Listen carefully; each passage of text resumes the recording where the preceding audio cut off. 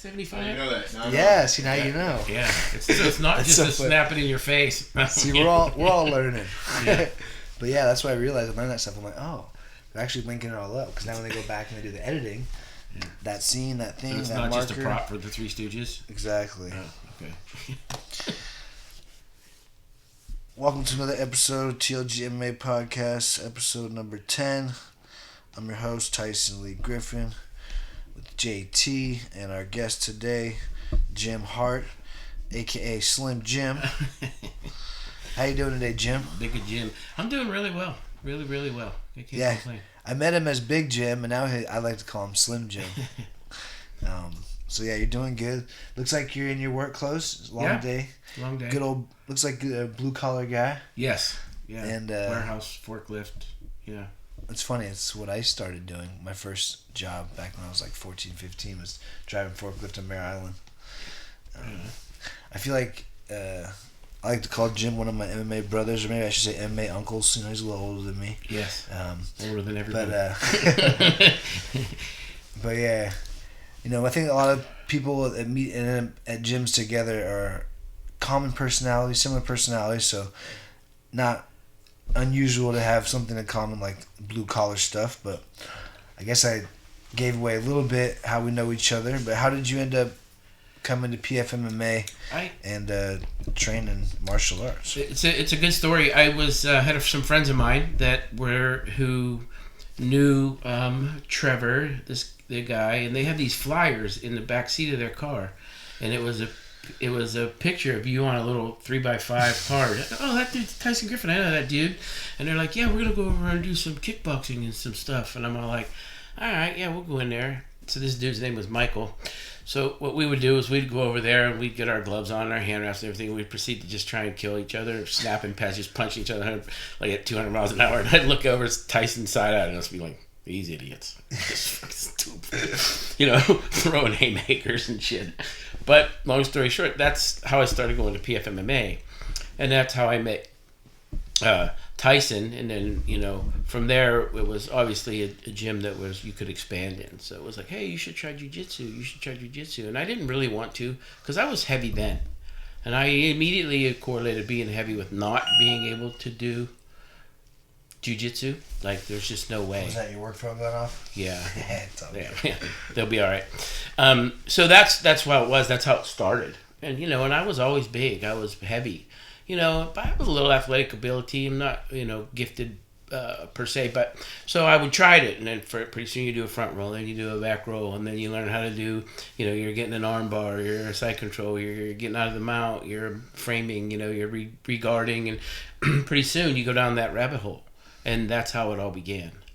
And that's cool. I had a similar path with jiu-jitsu. I actually was overweight back in junior college. I dropped out of junior college, stopped wrestling. I was living in Santa Rosa. I was just blue collar guy at the time working. Decided to do being a framing apprentice because I thought it'd be a good idea to learn how to work on houses and stuff. I want to own a house one day. Figured save me some money down the road, you know. Right. I didn't want to drive forklift forever, so figured out a better path. And was already outside working, and but I was just working hard and drinking beers like everybody does in construction. Mm-hmm. You know, like next thing I know, I come home one day, I get on a scale, I was 204. And I literally jumped off the scale and I was like, what the fuck? I was like, I gotta do something. But yeah, just ended up getting into grappling and jiu-jitsu, and like you said, you think you're big and you can't do this, you can't do that. That's the one thing I like of all the sports I've done. At the end of the day, with MMA, you can always do jiu-jitsu. No matter how tired you are, no matter how big, no matter how out of shape, there's always something you can do, something you can practice as far as jiu-jitsu and fundamentals, or even drilling, like you're talking about, those rolls, those movements, bars, etc. So for me, it was pretty cool to see that it was an avenue, like you said, a rabbit hole. Because then once you start, you're just like, oh, what's this? And what's that? You might get bored with some of the things that you learn, and then there's all this other stuff that you can't get bored with because there's so much, and it just keeps going. It's a never-ending story, really. Yeah. You know what I mean? Depending on what you want to do, and that for me was like one of those things. And then what went along too with that was like in the last year. or two is when I really started. I left California June 6, 2019, and I was like, I had enough, right? So I decided I was going to quit drinking for 30 days. Nice. So, 30 turned into 60. 60 turned into 90. 90 into 120. And then what happens? People say, oh, you look good. Well, being an egomaniac. And, hard to go back. It's hard to go back. You're like, yeah, okay, wow, now what? So now what? Exactly. Now what? You know what I mean? And you're less like, fuck. And then so you're like, okay, well, I quit. And then when you declare it verbally, you're like, oh, I quit drinking and I don't party anymore, right? Like, and since we're just being honest up front, it's like when you're drinking massive amounts of alcohol and then you support that with large amounts of cocaine, what happens is that your body becomes this fucked up dysfunctional machine. So when you go like I did cold turkey and you're just like, I quit, right? So your body goes into like shock. Yeah, like hell. Yeah. So where's our dopamine fix? Where's that? These things, chemically they attach to the brain. So your brain goes, what? Where's that thing to make us happy? Where's that thing to make us everything? Like, so continue on. Yeah, so when you lose the dopamine thing and the instant gratification, because people sacrifice, what they want most for what they want now. So that happens, like, you think that's, you instant gratification. Uh-huh. And then it kind of loops back a little bit because once I started feeling good, the new drug was the narcissistic part where it's like, man, you look good. Oh, you lost 40 pounds or you lost 60 pounds. And then it goes back to... Well, we can get addicted to anything. You can get addicted to the healthy narcissist fit Jim, Right. So it's, again... It's that thing where people go, oh my God, I hear it every day, by the way. Where I saw a guy that trained with us, Matt Zonfrello, who was a Dan Black, he's a brown belt, fought with Dan Black, came to our gym. He saw me at an open mat last Sunday, and he looked at me and he goes, double took me, he goes, Jim? Are you Jim? And I'm like, Matt, it's Jim. He's like, holy fuck. And so, but the principles to be why we're here, so we should flash back a little bit, is, so I started training with you, and you started telling me this weird shit. Which was like, at the time, was weird shit. But it's not, I called it, this motherfucker's crazy. I was going to put butter in my coffee and fucking blend it. He's retarded, right? So, what Jim's referring to is back in PFMA, like, there was a few people that were wanting to learn about weight loss or health and stuff. And I was like first learning about holistic stuff and nutrition. I'd already worked with Daniel Cormier and knew about weight loss for, performance and health. And the truth was very simple. It was just the hard part is getting people to do the work. And so I didn't really want to like babysit people, but anybody that wanted information, I'd share with them for free. And Jim was one of those guys. And so, we started texting back and forth sometimes even when we were at the gym and just sharing. I was just sharing the stuff I was learning. I started doing the fat stuff more for recovery and healing, and that's where keto and all the other crazy stuff comes from. It actually comes from the Navy SEALs diet and figuring out how to recover as fast as they can when they're on deployment and get back out there. So you gotta be careful of the commercial keto and just eating any fat. You gotta really make sure it's organic, and that's where the holistic approach. I was trying to share that stuff with Jim, and so tell us more about the craziness that you experienced with fat in your coffee and all kinds of things. Okay, so he had me doing like this stuff, like I would get grass-fed butter, which is super high up, learning from him after a while. There's high in omega-3s, omega-6s. It's grass-fed, organic, and what that is that's similar to a really good krill or a fish oil. And it's balanced though, because if you just have omega-6, then you actually get out of balance. So you want all of them. Yeah, go ahead. Right. So we would do that. So I would learn how to melt that in there and blend it with, and I'm not really a big sweetener guy or stuff like that, so I really didn't need it. But so I was doing those coffees with, and then he had me doing a little MCT oil. So my brain was getting really refreshed. I felt really good, and I wasn't hungry, and it tripped me out. So that turned into him hooking me up, so I found a lady that I was getting short ribs from, this grass-fed beef short ribs, and I was putting them in a crock pot. So I would cook them all day, and then you would take that fat. My mouth is watering. So seriously, if you could see me, you'd be like, "This guy's retarded." So that's so good. Yeah, my mouth. I'm smacking my lips right now. So you would take these short ribs from these high quality thing, and then I would keep the all that broth from the bones bone in, and then the fat from those. You would eat that super tender, really rich meat. 1 or 2 short ribs would make you full. No, not like 7 Big Macs. It's not the same when he talked about commercial fat. Yeah, the nutrient density. Nutrient density of the fat, of the protein, of all of it. So, that's just what happens when you go to fancy restaurants or you have really good grass-fed or wild meat. The nutrient density is so high, and you don't want to eat more. Like that fancy rich food or whatever. expensive food is so rich. You have a couple bites, you're like, whoa, it's so rich, I'm good. It's because they have the nutrient density. But like you said, with Big Macs, with commercial food, true story, I was so hungry on the way home not too long ago. I stopped at In-N-Out just to like, I got to get some meat. I had carbs in me and I had honey in my truck, but like I needed meat. Body was hurting. And I stopped and I got, protein style, no mayonnaise, no sauce, as healthy as I could get it. But I got 4 patties, and I ate 4 patties, and I'm like, it tasted kind of good, but I didn't feel like you said, I wasn't like, I'm full. Like, Yeah. I still felt like I needed more food. So I came home, went to the grocery store, got some really good grass-fed stuff, and then I felt full after eating it. It's weird, the nutrient density part of it is because we look at a plate of food, and especially here, and I'm not a world traveler, but in America we end up with this. First of all, we eat massive amounts of food. Some of the protein and stuff that we eat would feed a family, of 6 somewhere else, right? But it is what it is. If it was really full of those nutrients, right? If it was really, old school biodynamic organic, if it was full of those nutrients, it would. Yeah. But because apparently how it works is the soil is so lacking of nutrients with commercial farming, because all the pesticides kill everything, kills all the bugs, all the good stuff. Then they have to try to add all the commercial fertilizer back in. It's just not working. Well, and there's only there's one like thing. You're saying though, the big portions. Yeah, so the big portions, are because I think in the end our body's telling us it's craving something that we're not giving it, and the only thing it knows, like if I work out a lot, so I work out 4 or 5 times a week, and I push myself pretty hard. If you don't eat. It's a never-ending cycle if you don't eat those nutrient dense colors, vibrant colors, really a quality meat, some chicken, same thing.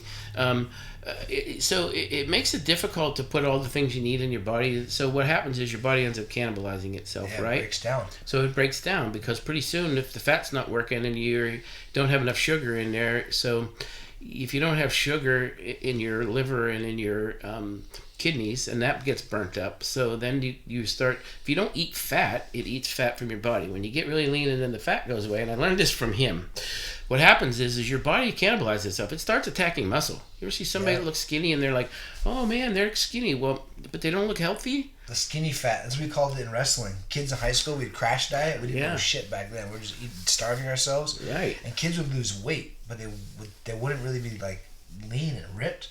They'd be like, we called it skinny fat, and you could tell who was doing it wrong, you're skinny fat, bro. You're cannibalizing muscle to lose weight. And that's what they call catabolic. You're cannibalizing, you're eating itself. You want to be in an anabolic state where you're producing and building those, and that's why people, that are overtraining and not eating the right foods, they end up shooting up with supplements because they're trying to get that anabolic, So you got to be careful. That stuff dehydrates your tissues even worse. So you're not getting enough nutrients, and you're trying to supplement the wrong stuff, and that's a whole other. That's a whole, and then that ends up, that's a whole other way to basically murder yourself. But the other thing is and it correlates to this, which is like you don't, if you have a fireplace in your house, right, and there's a small fire burning in there, and you want to get warm, you're not going to walk up, take a 5-inch freaking log and throw it on it just goes flat. So people they burn themselves out on very little food, and then they eat, and regardless of what it is, if you don't eat the right thing, you put that 5-pound log in your stomach. The body can't metabolize it. So the idea is, if you want to build a fire, right, so we take and put a log on, then we put another log, then we put another log, we get a bed of coals, you get your metabolism revved up, then you put another one on, then you put another one on. Pretty soon we're building the fire, and we're working, and we're doing that. We're not ever bombarding our system with that. So eating quality fats and a quality amount of food, like you could take 2 short ribs and an avocado, which people be like, oh my God, and eat all that fat, right? And then be able to supplement that with things of color, good nutrients, your anything of the green leafy stuff or whatever. We're gonna get carbs through that. People that think that you don't eat carbs, I thought that for a little while too. Oh no, you don't eat any carbs. You get a lot of carbohydrates from your vegetables. Exactly. You don't necessarily have to have fibrous carbs that are grains, and that's just the commercial marketing that the grains have been trying to sell us, which are easily and readily available, they're in packages, they're boxed, but when it comes down to it, you do want whole, hand-processed vegetables. That's how you can get the best carbohydrates that are full of really good fiber as well, like you said, colors, full of minerals, nutrients, and vitamins, and all those other things that can keep your body balanced. And the other thing is too is, and then it was like flipping back a little bit to where martial arts come in and training and stuff like that. So you learn that your body is capable of so much more than what we even think. Like even like training and stuff, we used to train and roll. And I mean, I just did a no-gi contest in November, and I called Tyson, and so we came out and we trained. I trained with him once at a place in Walnut Creek, 10th Planet, and then he came to Sabre Jiu-Jitsu in Concord, and it was nice enough to spend some time with us and roll with some people. And so A, that's kind of where the camaraderie starts, but B, being the martial arts community and stuff like that. I also remember too there was some fights that were local, and having you there, and how the amount of knowledge that you have when it comes to eating and stuff like that at your fingertips always kind of blew me away. It's just an experience, to be honest. I was just a fat kid growing up. I've been eating and learning, trying to learn how to, like, I had a question. I said it in the last podcast I recorded, but I was like, growing up, I just didn't understand why it costs so much to figure out how to eat healthy and be healthy. Like, and then, there's so much information now in the internet and all this stuff, and I was able to go down my own journey. Kind of like you just figured out things, from listening to your intuition. I kind of listened to my own intuition and then did a bunch of studying. And yeah, like to see how much of the studying actually matches up with my intuition is crazy, but it also makes sense. Right. And that's the truth. It's just experience. And when you overcome and you go through certain paths and things and you really integrate it, then you can see people and go, oh, I've been there. I know exactly where they're at. Yeah. They're dealing with that silly commercial conditioning of thinking they have to do certain things to lose weight and overwork and do it the wrong way, and then starve themselves, and then like you said, your body's going to eat itself. And how about that cycle of failure though? When people do that, like the New Year, New Me, where everybody jumps out of the gates and goes crazy, and then they go down the wrong path. They go hard, they're sore, they're sick, and then they stop. Whereas to get the kind of gains that you can get, it's not about that. And the science around that, what I learned is the science of goal setting and how we work as humans is we're only capable of accomplishing 50% more of what we accomplished before. So trying to make this crazy switch and flip in personality, 180 degrees, it's not realistic.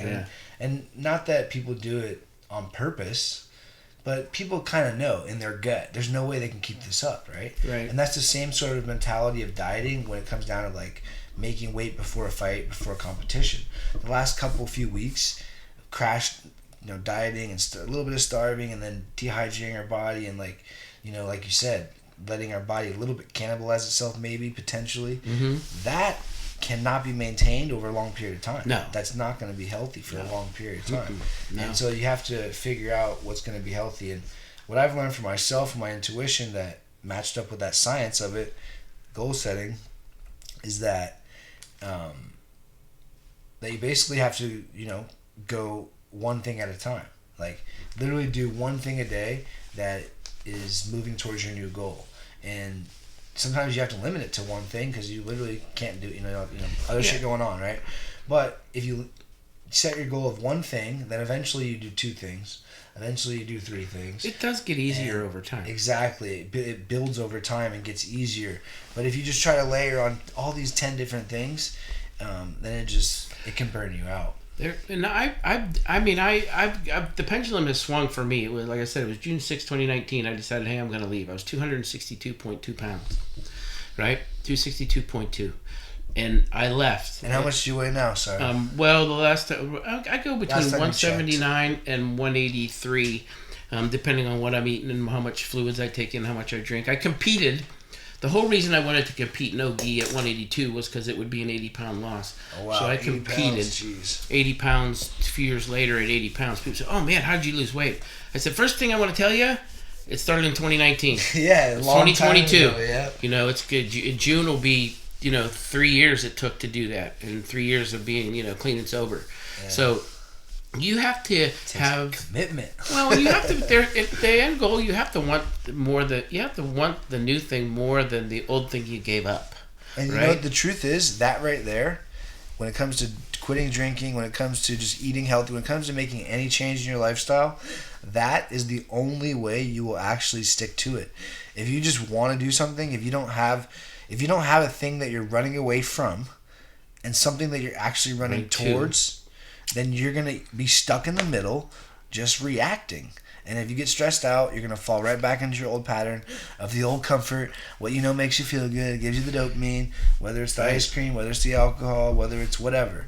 So you have to find something new to run towards. And if you have nothing new to run towards, find a jiu-jitsu gym, run towards that. There's going to be some healthy people there. Yeah. And like-minded people help too as a support system too. And listen, I don't think there's anybody like that's built like me, you know, whether it's high A personality or like that. I mean, my demons are right underneath my skin, and I talk to them daily. You know, and there's a saying like sometimes I wrestle with my demons, sometimes we just cuddle. I was gonna say they talk back on the mat. No, if you're listening, they'll talk back on the mat. So. Damn right they will. Like, what the fuck am I doing underneath this guy with his crotch in my face, smashing me with my arm twisted around my fucking head? You know what I mean? You're like, why? But you know, at the end of the day, the dopamine thing that you keep talking about comes back. You know, everybody here in this room or anybody that's ever worked out, you're like, why is it so hard to get to the gym?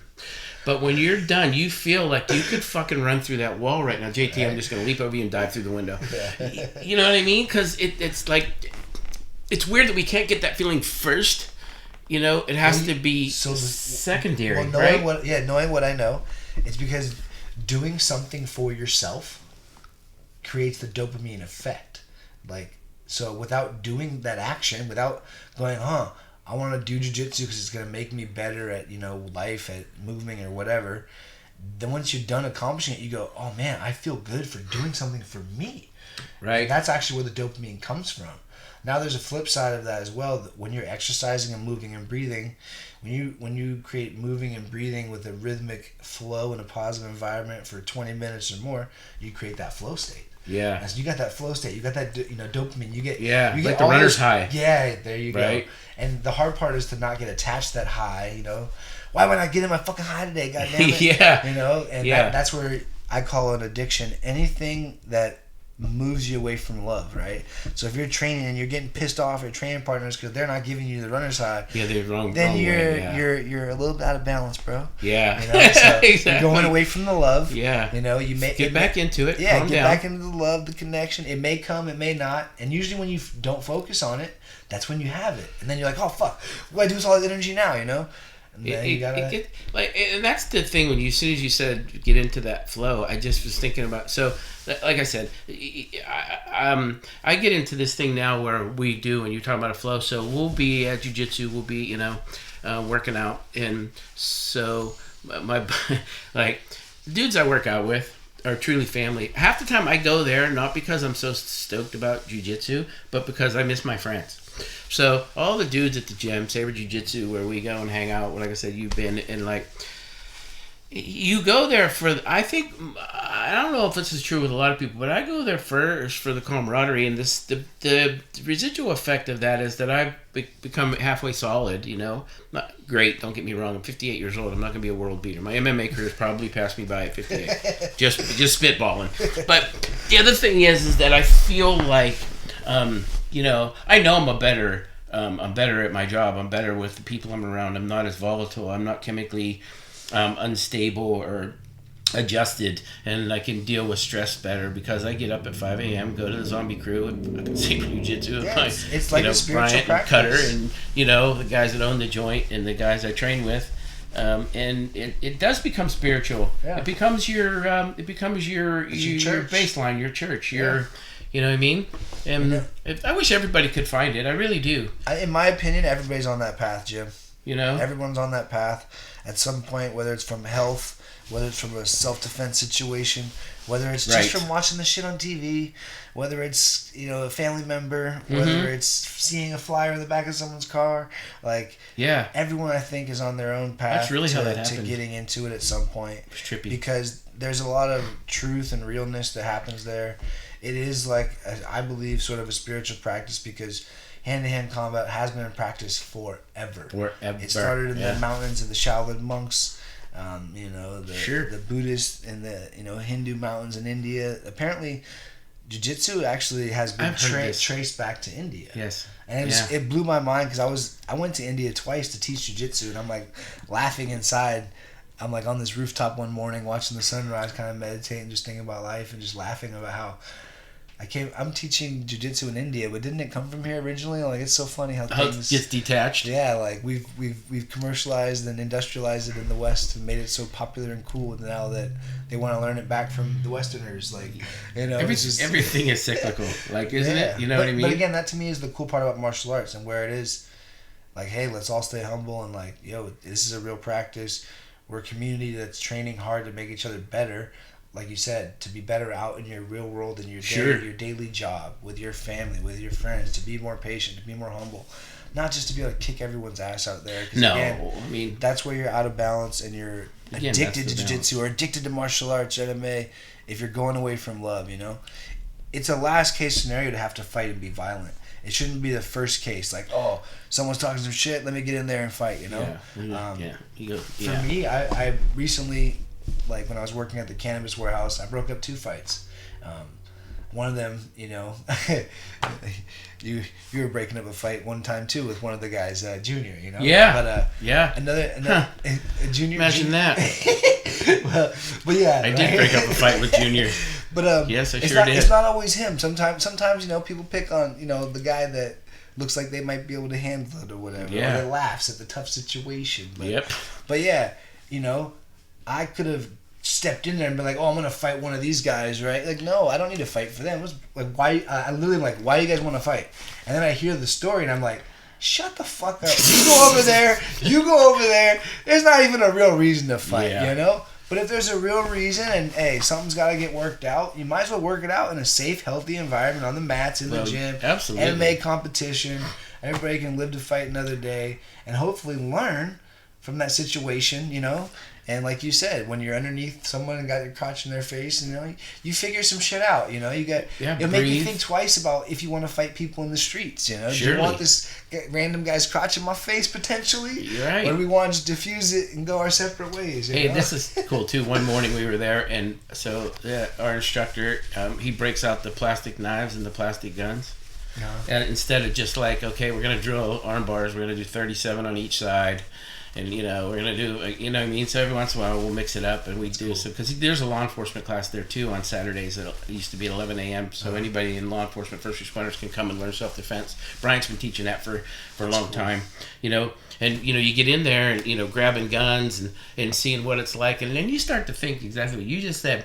I'm thinking to myself, would I really want to roll around with some motherfucker with a knife? I have a pretty good idea how to handle myself. And then you'll roll with some chick, and all of a sudden she squeaks, you know, or a guy, or another guy, or a kid. They squeak an arm out. Next thing you know, you're getting jabbed in the leg. Well, it gives you a very big perspective on how fragile this whole thing is, right? And then to be in the respectful part, which you brought up, is like, you know, you grew up doing this in a different era in wrestling and stuff where it was more hardcore, but now you got to take care of your customers, right? So you don't want to just beat up some chicks and some kids and stuff like that because they're going to pay your bills and you got to bring them back. So there's that side about, you know, the gentle art. You know, I grew up in a gym where I was right in the middle. So I remember a guy like, not your age, but a blue collar guy, you know, that worked hard, Manuel. He literally had to spar me because I was training for an MMA fight, and he was part of the jiu-jitsu club or whatever, gym or whatever. And the coach made him spar with me because, you know, he's my weight or whatever, right?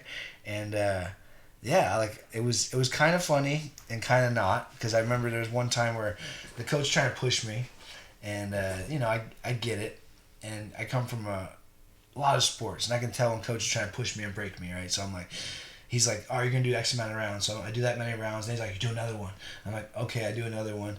And then he tries to make me do another one. And I'm like, no. I'm like, no, I'm done, man. Yeah. And like, you know, this guy was like, you know, famous for being one of the baddest American grapplers around, actually. Dave Terrell. You know, I got hats off to him. Was one of the best jiu-jitsu guys ever. But he was not really known for people talking back to him. And I was like talking back in front of everybody, you know. And I hit my limit. I was like, no. I'm like, dude, you tell me how many rounds, I'll do it. But like, I don't want to play the mind games. And then he's like, you're not going to do it? You know, giving me the crazy eyes. And then I'm like, no, I'll do it. And then I was like, wanted to show him that like, I'm just training. I'm here training, having fun.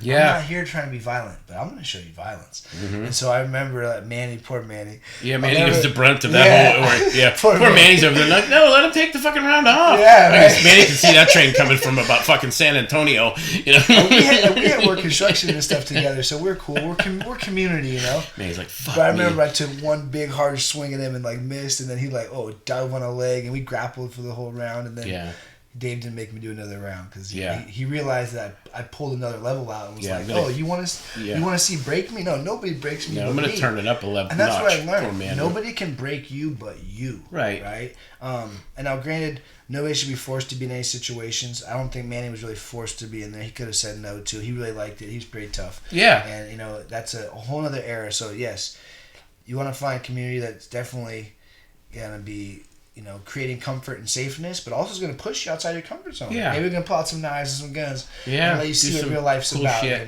Yeah. And that, the crazy thing around that is that I have a little bit of knife and gun experience and all that, and like people, they think that they would rather be attacked with a knife versus a gun, but apparently the gun in close quarters, the gun is almost less dangerous because there's only one line of fire, and if you can control the gun, then you're not going to get shot. But a knife, like you said, is just slicing it. And if you're fighting somebody with a knife, the rumor is if you're fighting somebody with a knife, you're guaranteed to get stabbed. The question is just how many times, whatever. And it's just one of So those the rule is, I guess the lesson of that is, don't fight in the streets, don't fight with knives, don't fight with guns, but train at a martial arts gym, so that way, worst case scenario, if it does happen, you may have potential to survive to live to fight another day. Right. Hey, here's the perfect example of that. I just went to a CPR seminar at the gym that the gym hosted last Saturday.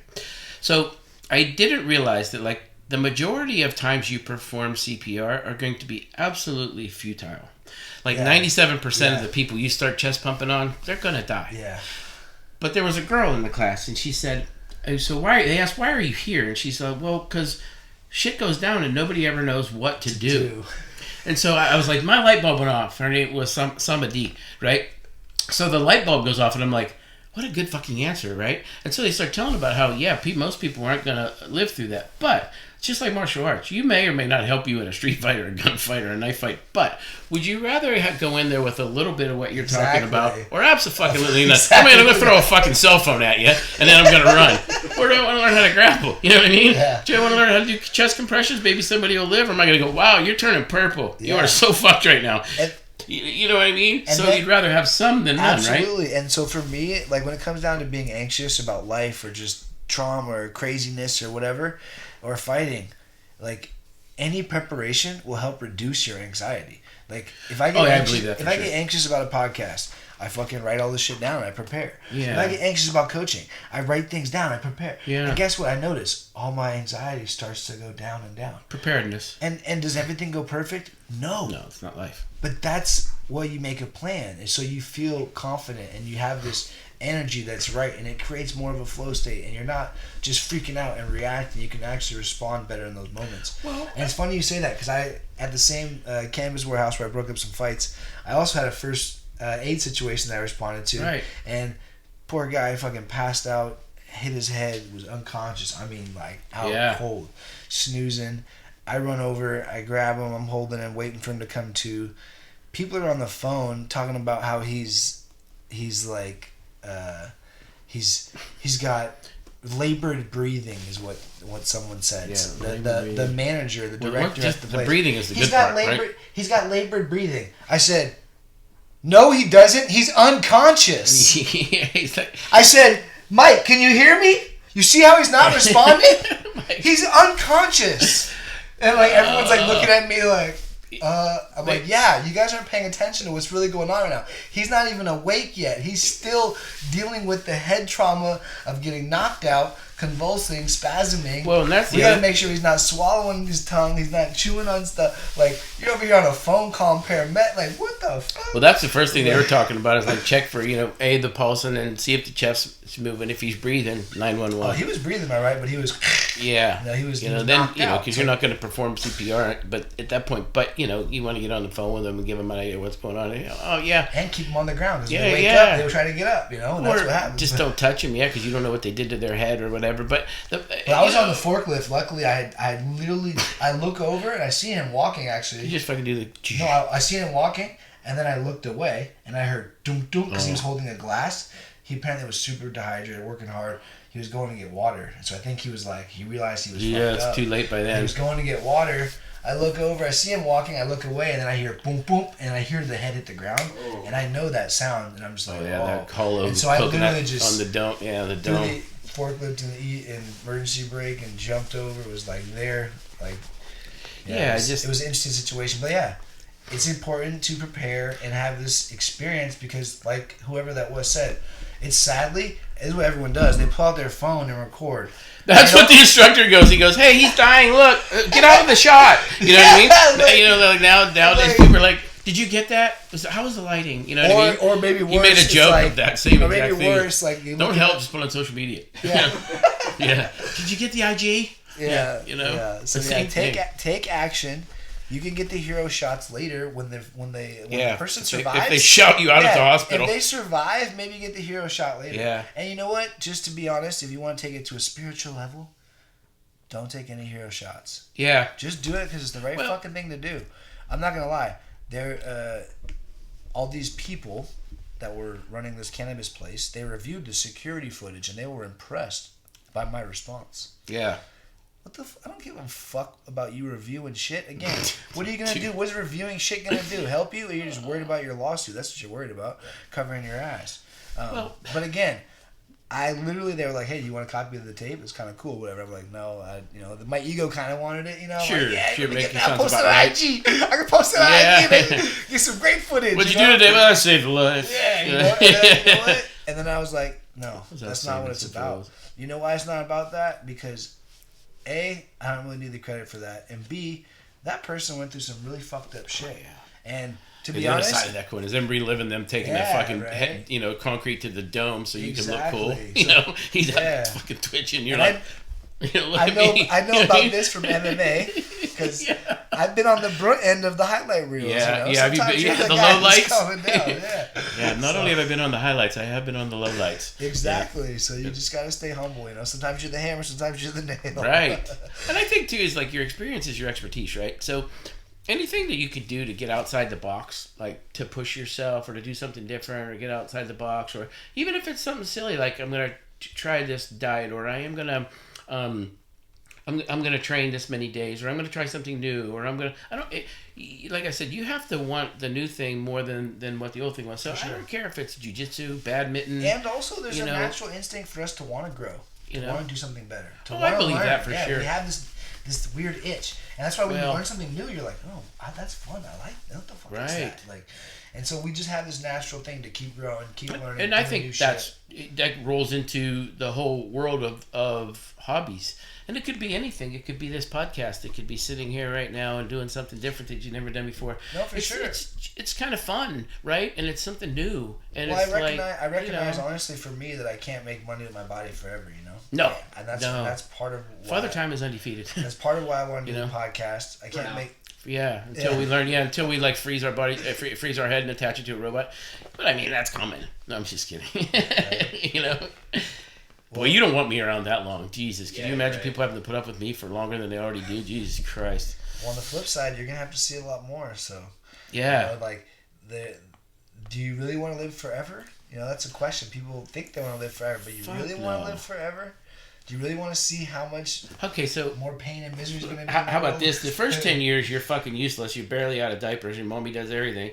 I sure don't want it to be my last 10 years. So the middle, let's say you go to 80. The first 10 are fucked and the last 10 are fucked. So you're really from 20 to about 70, right? So how many years is that? 50 years? 50 plus 5, 50 years? I think you got some more years. Yeah, but I'm just saying, though. But, living those years in your best life, and that was part of it. Man, I was fat and overweight. I saw a picture of me and Derek. I went to church one day before I had taken off, and I was fucking gigantic. And then I took a picture of him again at a jiu-jitsu tournament about, a few months back with him. Same two guys, same picture, right? And I'm thinking to myself, my mom said this one time, too, fat, drunk, and stupid is no way to go through life, son. So... you're like, you know what I mean? It's like... It's wiser words. Yeah, I've never been spoken, right? So, and then I think, too, like you said, you learn this thing about how really good you can feel, and having good blood pressure, having good weight. And I have a grandson now, and I have another one on the way. He'll be born in March. That's so cool. I want things change. When Jim's crazy, he'll be goofy forever. And then you have a grandson, you're like, fuck you. Paul Chek, the founder of the Institute I study under, says that at some point your health will become your number one priority. Yeah. And like his theory is that everybody's on a holistic journey. At some point, your health become number one priority. Why? Whether it's grandkids, whether it's whatever, at some point you're gonna figure it out. Hopefully, it's before it's not the last 10 years like Jim's talking about. Figure it out before it's too late. Yeah, well, you know what it is too. Is the reason is like I said earlier, Father Time is undefeated. You start playing with time, and that's the only thing. That is, you just, once the bullet leaves the gun, buddy, so you get to that point where time becomes very important. I want to share the mat with my grandson. I want to be, he's, cool. 8 months old, so. Got a little chills on that one. Yeah, I want to teach. People ask me, we have a Saber Jiu-Jitsu forum, right? And the coach asks, what do you want to do in Jiu-Jitsu? What have you done that you want to do? And I didn't answer right away. I used to be, fire out some smart-ass remark. But now I kind of I thought about it. I thought about it for about a week, and then I thought to myself, I want to stay on this journey. I want to be with my friends. I want to grow old doing it in this lifestyle, and I want to share the mat, teach my grandsons, and share the mat with my grandsons before I check out. That's called commitment right there. And that's one of the things that I'm really looking forward to. Because he's 8 months. It'll be a year soon before you know it. 4 years from now, I'll be 62. I'll still be training. And when he's 5, and you put him on the mat, that's going to be a blast for me. Yeah, cool. I'm pretty jacked about that whole fucking that little path. So that's one thing that means a lot to me, and that's why I want to keep doing it. And like I said, the bonds that you make. I mean, shit, we started out a long time ago. You and I are still friends. But when you know your why, that's super important, man. When you know your why like that, oof, that's when the motivation gets good. Because there's no better motivation than self-motivation. Yeah. 100%. It doesn't matter what the coaches say. Yeah. Like I was saying with Dave trying to push me in that situation. Like if I really wanted to, I can. Yeah. It's when you get real deep and you know what you want to do and what you're capable of. Yeah, you don't need a pep rally. They call it neural drive. That's what I was learning about with weightlifting and these powerlifters. Neural drive is like, again, that dark place, but using it for the right thing. Yeah. And I don't know. And then for the first time in your life, it's also it's an epiphany, and it's pretty. I don't know the exact word I'm looking for, but it's pretty incredible. Like, to be at my age and to finally feel comfortable in my own skin. The reason I drank and I partied, me, I'm a loudmouth. Life of the party, drink, run my yap, do all that stuff. But because I was missing something, you know what I mean? Me too, for sure. Sure, you do that. I'm not going to lie. My first experience drinking was like in 5th grade. I was bringing those little bottles. Anyway, continue on. So my point being is that... fucking whack job. No, I'm saying I know. I love you. That's why we're so... exactly. Fucking insane. Exactly. Right? Exactly. Doing lines. Keep talking, bro. Junior high, I was doing lines. But Coke for me, that I just didn't... My friends did it. I just... Not for me, but... Yeah, I understand. I was think missing something too. Go ahead. Yeah, but when you get comfortable in your own skin, and I've posted this and done stuff with it, like, this is the first time in my life at 58 where I'm not completely comfortable. Don't get me wrong. I'm not like, well, it comes and goes, there are times when I still go to dark places and why am I doing this? What am I doing it for? But that's life. That's a journey, right? You got to figure out your why again. You got to do that self-talk. Because I've had days where I'm going, I'm leaving the mat. I'm not doing this, whatever. And be halfway home and going, you're an idiot. Just shut up. Just go back tomorrow, right? But every surgery I've done that. Yeah, really. Your leg. We just reattached your leg so I can fight. Yeah, you can. Okay, great. Fuck. For a while there, I was in a dark spot, doc. But you, like I said, feeling comfortable in your own skin is really a life-changing, mind-altering. I don't want to get too goofy here. Spiritual. See, I was gonna say it's spirit. That's spiritual kind of thing. Because I feel better now at 58 than I did at 38. I'm in excellent shape. Like I'm. My resting heartbeat, whether it's doing a 5-mile hike or doing 410 Fridays, we rolled with some guy for 410s, or a black belt a couple weeks ago for 20 minutes, we flowed, which goes back to what you're talking about, flowing and learning that Zen period where you're just flowing with somebody, you're never really holding the hold. He could tap me 100 times, but letting me work and watching me move. Catch and release, Catch and release with somebody of a lower belt was really fun. Because it makes him better. Well, it's this dude Chuck, dude, and then I also did it with another dude named Jacob who I had these last couple of rolls with. Today I roll with a dude, Carlos, who's a brown belt, who's just really super, all gas, no brake. But whenever we roll together, Thank God he has respect for his elders. And so he has a little break, and so you get to roll. And that's a Zen feeling, too. That's a really spiritual thing. But to be snapped back a little bit, to be comfortable in your own skin is something that took me a while to learn to deal with because I felt like I didn't deserve it. Yeah, isn't that weird? Why? Yeah. Why do we feel like that? I got a purple belt December 18th, and I was terrified. I did not want that fucking thing. I did not want that motherfucker, and I thought my buddies were going to get promoted to brown and blue, so coach is like, you got to come to watch your buddies get promoted, and I sucked right into it. I love and then motherfucker's like, oh, Jim, come on up. I'm like, you mother. I did not want that fucking thing. And I felt like I didn't deserve it. I felt that way for weeks. You worked for it, though, right? Yeah, but still, it's like, but that's how it works, though, right? Like, it's not about deserving it. You worked for it on accident, whether you liked it or not. Yeah, showing up early, teaching the classes. Don't understand. No, I'm saying, showing up early, teaching the classes, doing the things that you did. Yeah. Whether you think you deserve it or not, you worked for it. That was a weird ordeal for me. It was weird for weeks. I was like, felt the same way when I got my blue belt. Yeah, and then, here's the other side of the coin that's trippy about that, too. It's like, so, let's say I run into... I'm a purple belt, right? And I'm 58, right? And I know that's age appropriate, but you run into a dude, let's say it's JT, and we're rolling. JT's a blue belt, but JT's younger, stronger, faster, and you know what I mean? Well, there's this thing there where it's like your ego takes over your body, and it's an insane factor. But you're like, I don't want this motherfucker to beat me up. And then I'm thinking to myself, hey, 30 years ago I had to beat you with a fucking hammer. But, now I'm 58 and I got to take your shit. So you get humbled whether you like it or not, but right? It's a choice. It's a choice to be there. So you're just like, let me just stay at this fucking blue belt forever, and then I have an excuse. Right? And if I have an excuse, I can deal with the ego. Well, I'm just a blue belt, and he's younger than me. You know what I mean? But as you go up, you're like, fuck, I can't use that excuse. That's lame. That's what it was. When I got it, I'm like, force you into that, right? I can't get away with stupid shit anymore. Yeah. It's like the little kid who gets the keys to the car.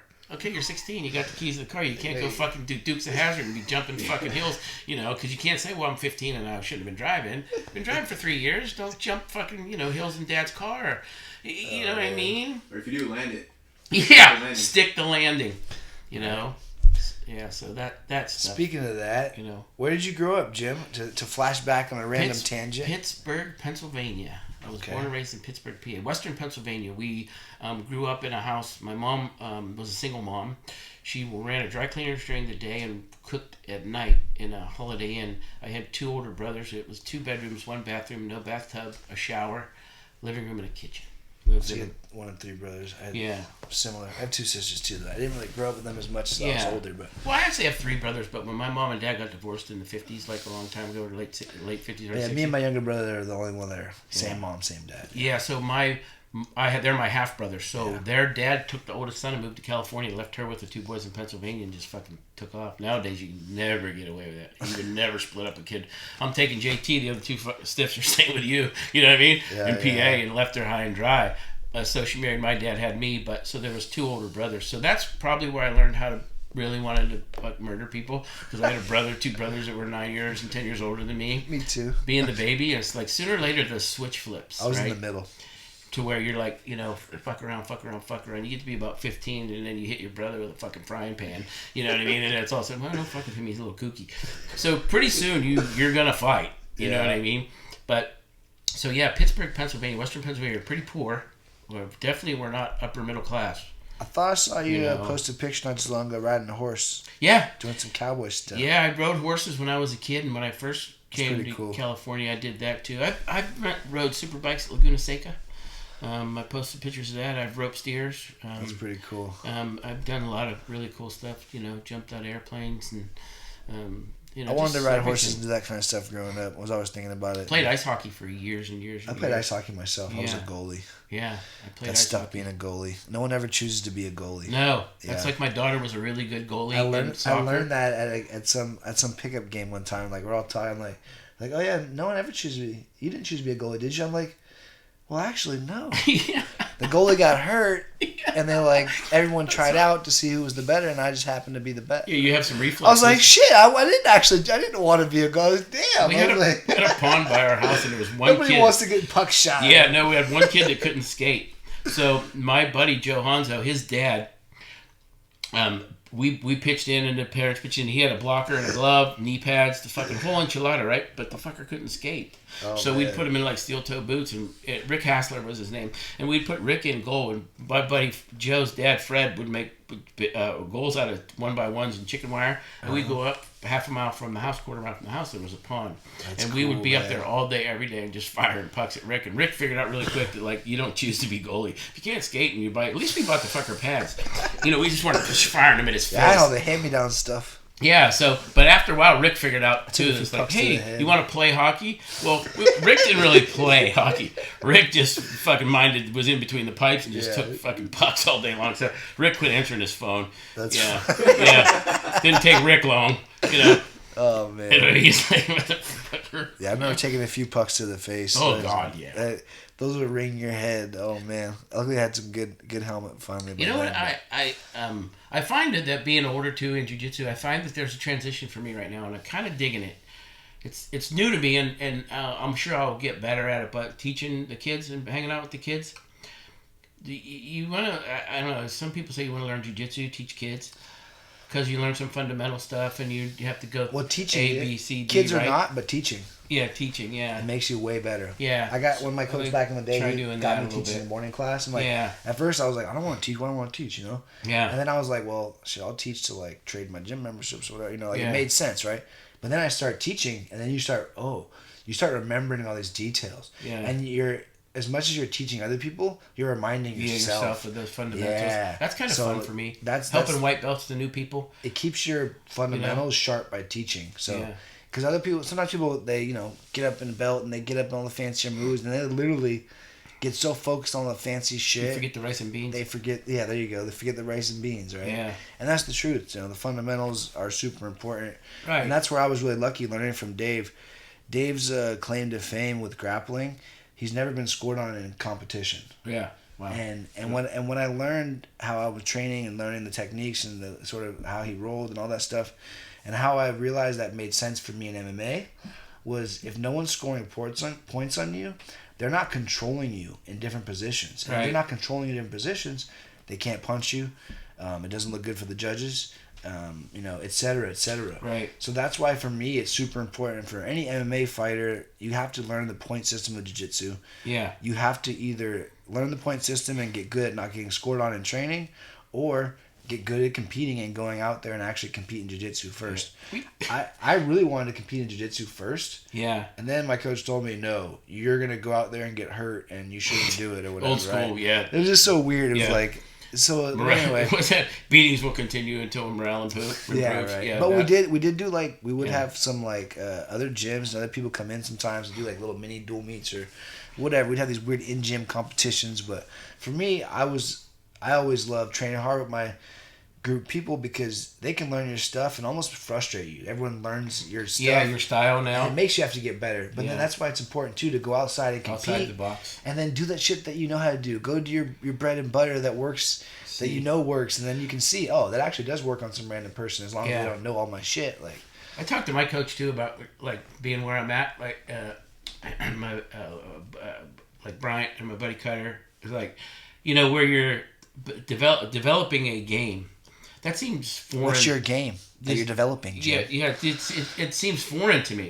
That's the problem. I don't have one. So you know what I'm saying? You're a purple belt. You have to start developing a game now. You can't. That's what I'm saying. So you can't be just doing stupid moves like the blue belt over there. Yeah, no. But I'm gonna be doing them until I die because I'm not that smart. I do it too. So, but that kind of stuff is kind of foreign to me. But we also, the reason I started this conversation real quick, this tangent, was you were talking about learning the point system.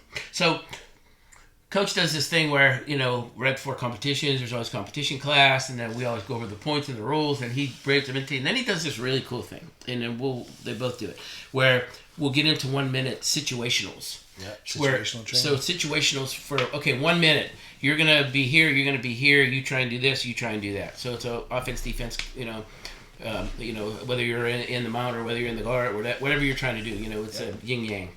And those are pretty cool because if you're down at 2 points in a match and you know the point system, like you're just saying, and then you know you're in a situation and he yells, "You got 1 minute to work," because they're not they're not the kind of coaches that go, "You're doing great, you got a lot of heart." That's not them. They're like, "Hey, fucker, you're losing. You better sweep them or do something, or you know, you were 1 already minute to fucked. work. Yeah, you were fucked 4 minutes ago." You know, now you got 1 minute to work. You got 1 minute to work, dumbass. That's how they, our coaches. So I'm kidding, but no, I'm not. So anyway, wait, like I was saying, with the adults, you get a little bit of tough love. Tough love. That's why I like the adults. But man. that's the cool kids. thing. Yeah, you can't do that, but it is cool. It's like, okay, 1 minute. You got a minute, and you're down 2 points. Yeah. You know what I mean? You're gonna get a sweep. Can you get out? Can you? Yeah. And that to me, that makes sense. Situational training. That's how you prepare, right? How am I gonna go compete? You practice it. Yeah. Right. How am I gonna deal with the fight? You practice it. Yeah. How you do anything in life? Practice it. Again, you want to get better at something? Practice it. You can't just live in your head doing theories. Life isn't around theory. Yeah, if it was that, we'd just watch YouTube videos. And do black belts. And a lot of people do that. They think they're going to watch YouTube, and that's what they're going to do in a situation. So make sure you practice with your friends. And be careful practicing with your friends without the proper instructions, because you can get hurt. Yeah. So find a gym. And experience, your experience is your expertise, right? So, yeah. But, yeah. So what I was going to say... situational training. Oh yeah. What I think the most valuable thing that I learned from all the situational stuff in competition and time is really cool to see how much shit you can actually get done in 1 minute. In a minute. Right? Yeah. If you start talking to yourself and telling yourself, "Oh, I can't do this, I can't do that." God, yeah. You're right. That 1 minute's going to go by like that. You're not going to do anything. That 1 minute was not enough time. But if you tell yourself it's enough time and you start working, and you start moving, you just keep doing everything you know how to, you literally forget about the clock and don't look at it. Next thing you know, you will have no idea how much shit you can do in 1 minute. Yeah, get it. Yeah, I believe that. And I remember, and again, no one can motivate you better than you, and it's that inside. You have to know your why. I remember at the cannabis warehouse not so long ago, dealing with work and dealing with this bullshit, and like at the end of the day, my friend, one of my best friends, was the CEO of the company, so I had a little bit of invested interest to like deal with some bullshit and just push a little bit harder than other people maybe, right? But there would be situations that come up, "Oh, we gotta do this, just big changes in the day," right? Yeah. And everyone freaks out, and I'm like, "How much time? What do we gotta do?" I'm like, 12. I think it was 12 minutes. One day something happened, and it was like, "We got 12 minutes to do this shit before lunch or whatever," right? I'm like, 12 minutes? That's 2 rounds of an MMA fight. Yeah, that's a You know how lifetime. much shit you can do in 2 rounds of an MMA fight? Let's go. Let's break it down to the ridiculous. You know what I mean? Yeah. And so when you take all the MMA or jiu-jitsu stuff over to real life, you start seeing all this time and stuff. You're like, well, shit, I can do all this in 1 minute. Well, maybe I can get up and deal with my life or deal with my family or deal with the customers or whatever it might be. Whatever it is. Life, for sure. And that's the cool part for me that carries over after you do it enough. And yes, you do have to develop a game. And that's where in these situations you start to develop your skills in your game. For me, I'm more of a half guard game guy. That's just my thing, half guard and single leg and working things into wrestling. So, it's something you can start thinking about. I didn't, really think about it until, when it comes down to it, when it comes to training for specific stuff. So when I started training jiu-jitsu for MMA and competing, I had to start thinking about my game. What kind of jiu-jitsu game do I want for MMA? Yeah.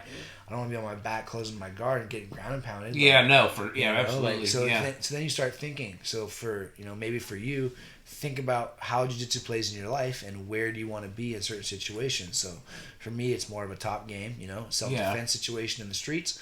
I want to be on top. Oh, yeah, for sure. So yeah, same thing for sport jiu-jitsu competition. I want to be on top. If I end up on bottom, I'm going half guard because I know it's the best way for me to get back to the top. Yeah. Right.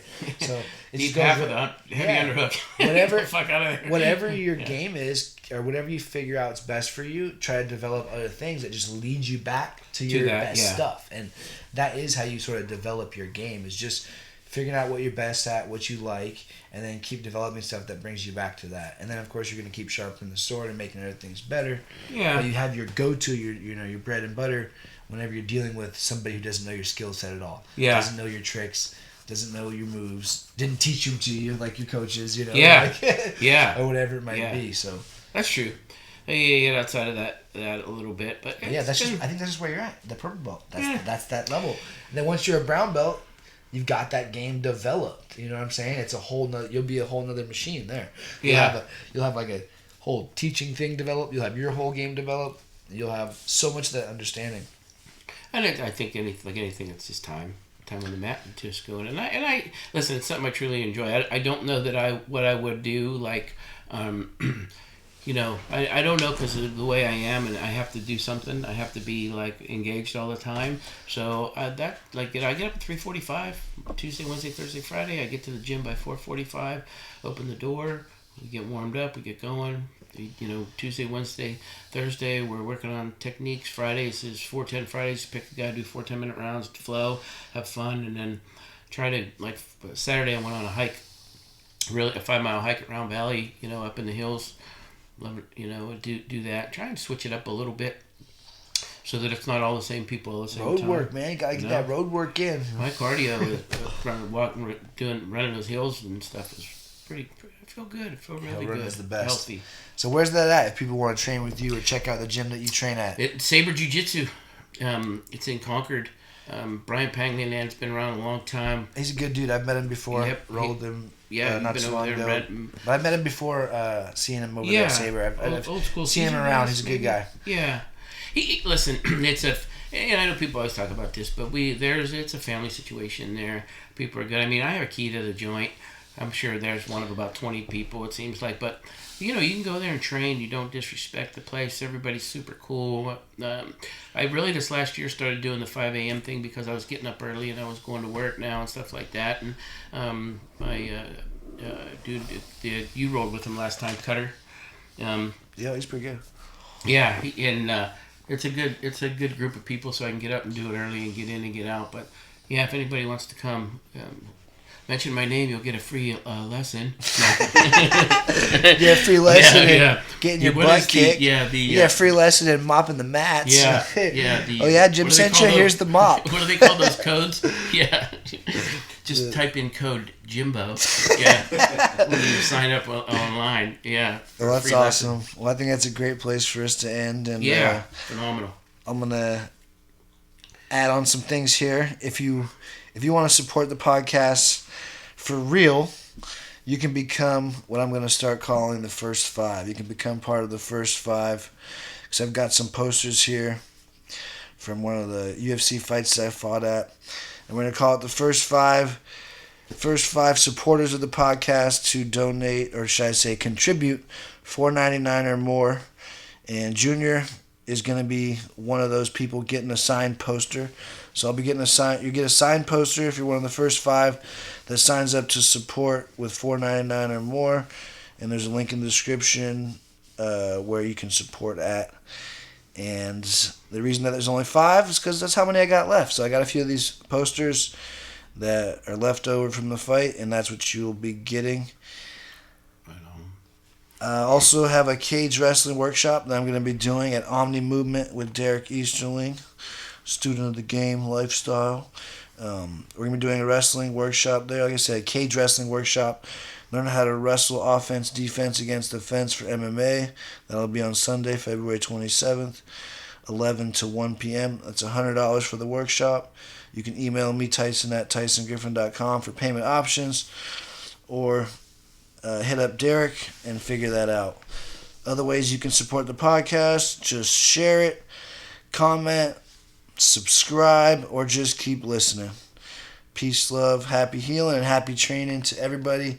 And thanks for stopping by, Jim. Yeah, right on. Thank you, brother. That was a good time. Thanks. JT, awesome seeing you, buddy. Likewise. Right on. Thank you.